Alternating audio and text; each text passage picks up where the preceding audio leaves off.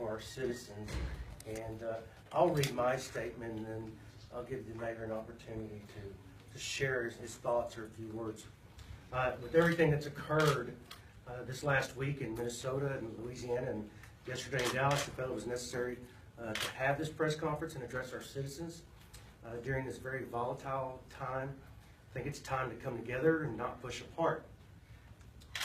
Blue lives matter, black lives matter, and not because of blue or black, but because they are lives. Because when I say this, man has a mother, this man is a father, this man had a sister, or this man was a brother, I'm not telling you how he was different from you, but how he was the same. Our hearts go out today to the families of those officers in Dallas, but we also grieve for the families of the men who lost their lives in Minnesota and Louisiana. And we also feel sadness for the officers who fired their weapons and their families too, because whatever else we learn about their actions and through the investigations, we know their lives will never be the same. As I prepare to relinquish my post as police chief, what I look to with the most gratitude is the support this community gives your officers every day, and the pride with which these officers serve you. So I would like to ask you today to continue to look at each other and not see blue or black before you see a neighbor and a friend. And regardless of race or religion, neighborhood or politics, my prayer is that we may serve as a model for looking past our divisions to see where we can unite.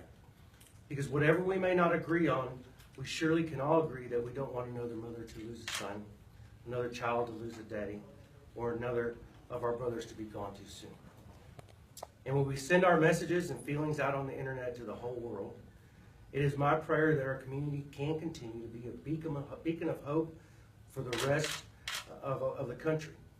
And if you or someone you love has so much pain in their heart that anger may turn to hate, I urge you to seek a pastor or a counselor or anyone you trust and express those feelings and work for healing and change rather than add to violence and distance. As a nation, we cannot let this become the new normal. We cannot forget of the struggles our nation has faced over the years and much of the accomplishments that have been made in creating positive relationships between citizens and the police that serve and protect them. And since early this morning, I have been representing the state of Texas as the president for Texas Police Chiefs Association, and through numerous discussions with other chiefs and other states, the same resounding thought is being shared. We cannot choose to move away from community policing styles. We must push forward. As chiefs, we must recognize we are in the wrong when we are in the wrong and do what we can to correct it. It is our job to always make efforts to change the culture of old-style policing to one of servanthood. And I've stated this over and over again. We are the guardians of democracy. This morning I was a guest on the BBC radio show in London, and the radio host stated that she spoke to two young black girls yesterday who told her they were fearful of the police. Why has it come to that? Have we truly regressed that much? I believe here in San Angelo we are blessed to have great relationships with all walks of life. Now I would be naive to state I don't believe there is racism or bigotry in our community. It is here, and I've worked hard on keeping that out of the PD. I've worked hard at rebuilding those relationships that were broken prior to me becoming chief, and we must continue that progress and not regress. As we see other cities and states at odds with their defenders, here we don't have those issues. We need to stay focused to assure that we never do. In closing, I want to ask all of our community to pray for the families who are suffering right now in our great nation. Pray for the Dallas Police Department as they struggle to deal with this horrific attack and loss. And pray for the anger and the hate to stop. And pray for the violence to stop. Thank you. Mayor, you want to say anything? Yes, sir. We're very fortunate here in San Angelo, and we're fortunate because we have worked, and we've worked as a community to keep harmony and peace amongst our neighbors and our people and our police and our city. But you know, the Savior said some 2,000 years ago, he made a statement. And he said, if you want to get along in this world, if you want peace and harmony and unity, love God first and love neighbor as self. And I have preached this in my 3 years as being mayor, and I will continue to preach. We have to love each other. We have to care for each other. We have to respect each other. And color lines and culture lines, male or female, has no boundaries in God's eyes. We are the same. We are all God's children. In San Angelo, Texas, we need to do what the Lord has told us to do, and hopefully He'll keep His strong hand of protection over us so that our city will never have to endure what these other cities are doing. And I continue to pray for our city, for our state, and our nation. We need to care for each other. Thank you. Thank you, ma'am. Questions? No? Chief, do you have any message for the black community in San Angelo? You know, yes, and you know, fortunately today I'm going to participate in a meeting with the leaders of NAACP and the Standard Times, and I want them to, I want every group in our community, and specifically the minorities, to feel that they're going to be treated fairly and equally. You know, this morning when I was on the phone doing that interview, one guest was the president for the Black Officers Union Association in Dallas, and then the other one was a retired lieutenant colonel from the NYPD. And the philosophies from New York was totally different than ours. And I just think that we have to be patient, and we have to lose the aggression. And I don't know if it's because of media that we're seeing, and we see this too many, I'm reading too many reports and seeing too many times where people are resisting arrest and escalating it. The officers, number one, have to train and learn to de-escalate situations, and that's what they're trained to do. But as citizens, we also need to remember that we need to do our part in not escalating those situations. So if an officer tells you to do something, by all means do it. And if you're not happy with it, we have ways for you to remedy that. You can come in and file complaints. You can file suit if you need to. But let's not get it to where what happens in Louisiana, yesterday in the last couple of days. We don't want that here. We don't have this issue in San Angelo, the two shootings. What do you think that is?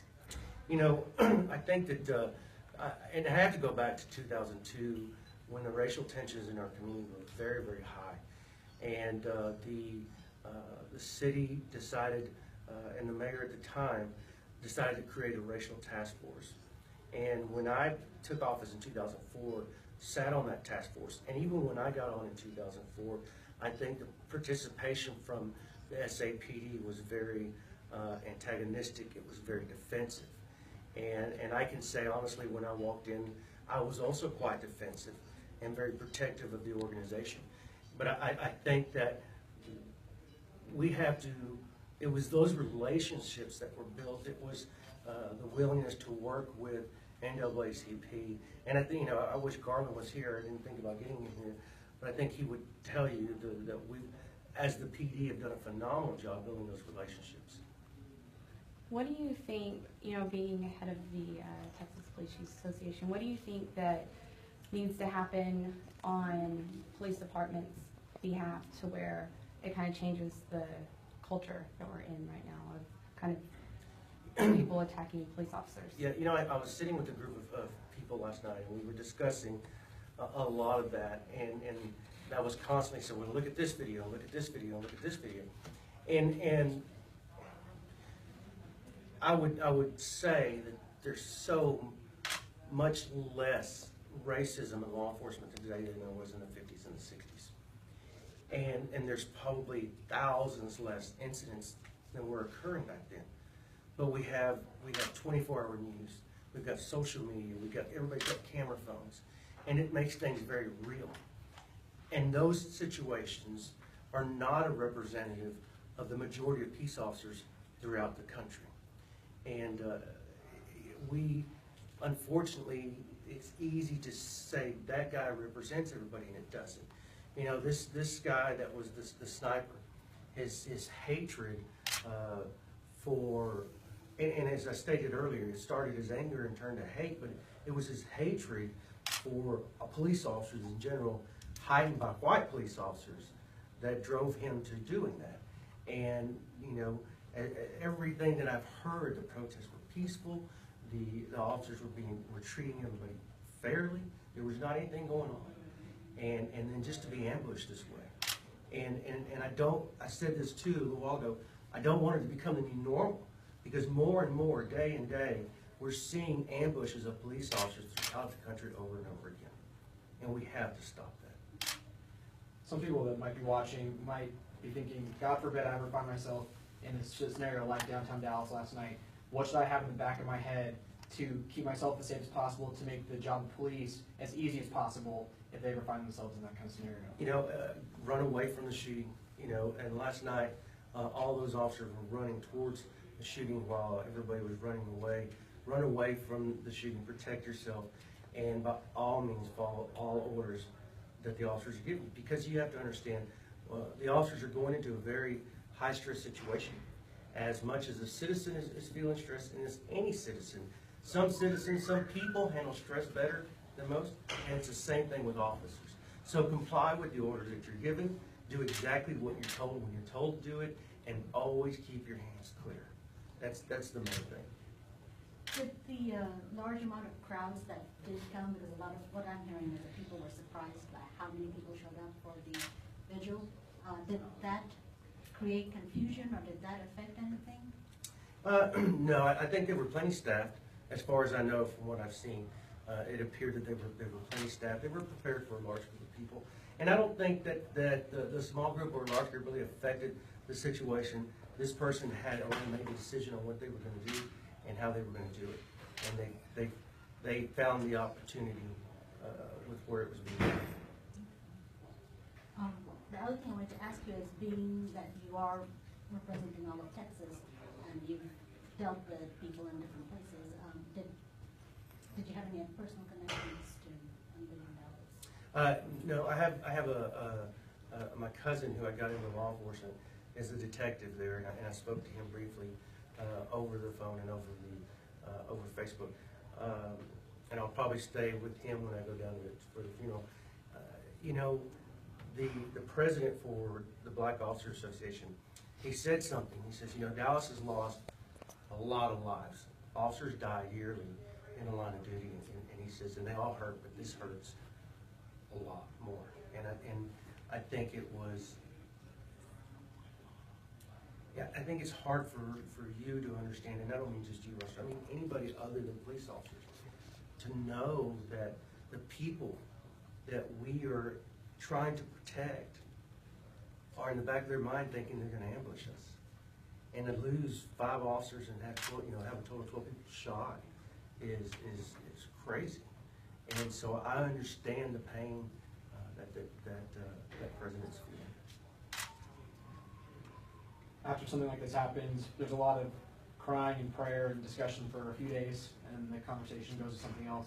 What do you hope that people are still doing, still talking about it next week? You know, there's got to be change.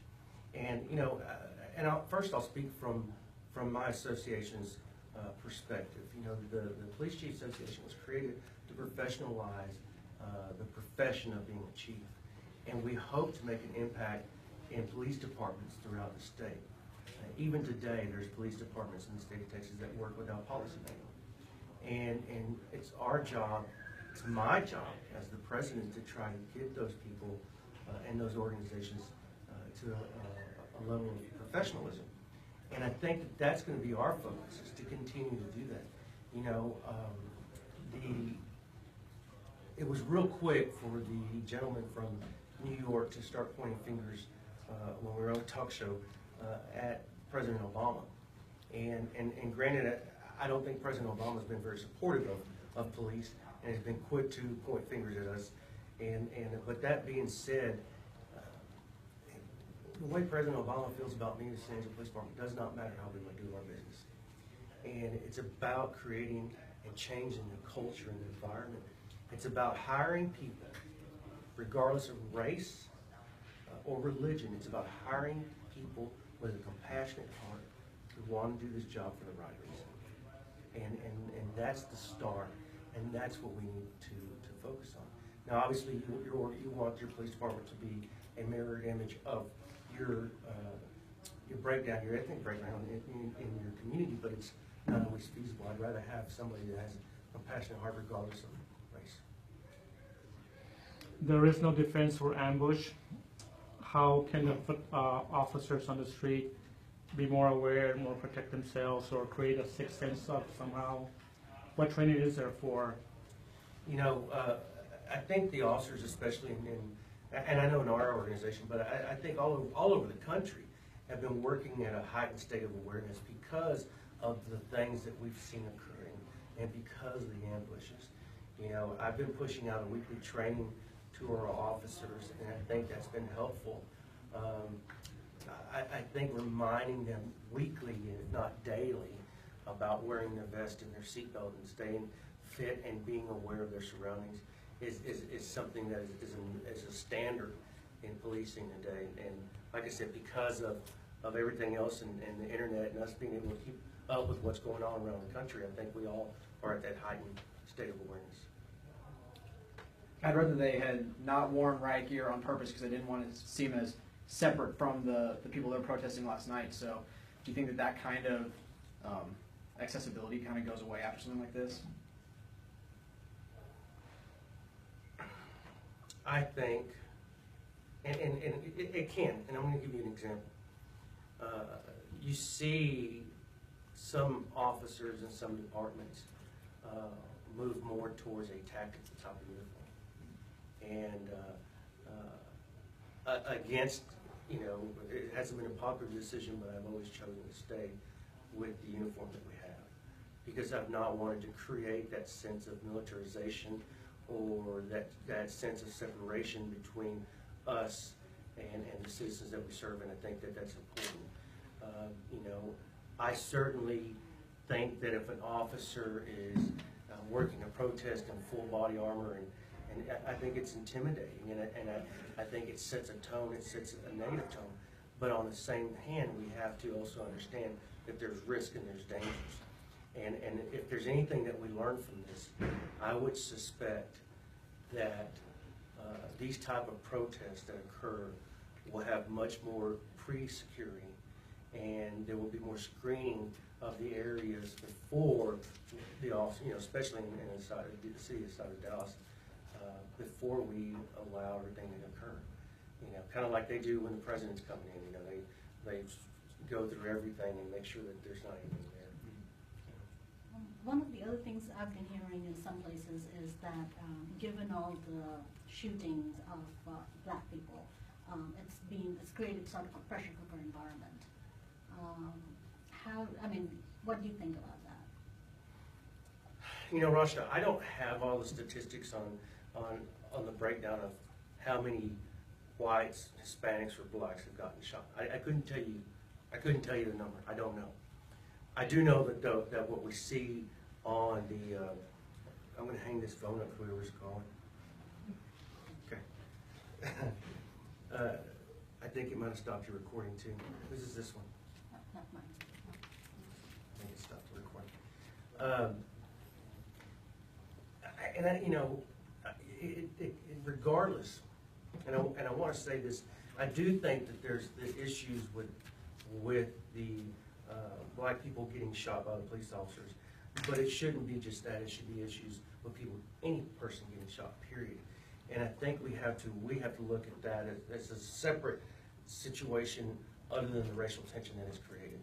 And the movements that we have seen in our country with Baltimore and Ferguson, you know, I think that we have to gut check ourselves. And sometimes I feel that sensationalism of the situation has increased other issues as well.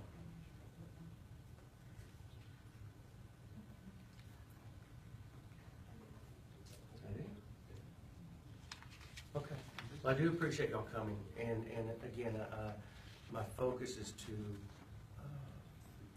bring a sense of calmness to our community, and I think that we have that, but it's just a reminder, and I'm looking forward to the meeting this afternoon with NAACP and see what comes out of that, and see if we can also get their reinforcement in pushing that message. So, thank you for your time. Thank you, Chief.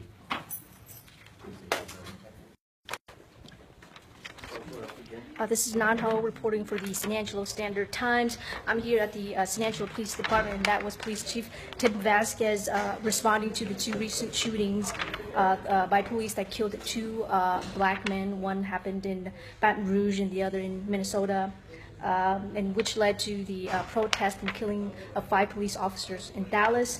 Check back at gosanangelo.com, and we'll have an in-depth coverage of what Police Chief Tim Vasquez talked about.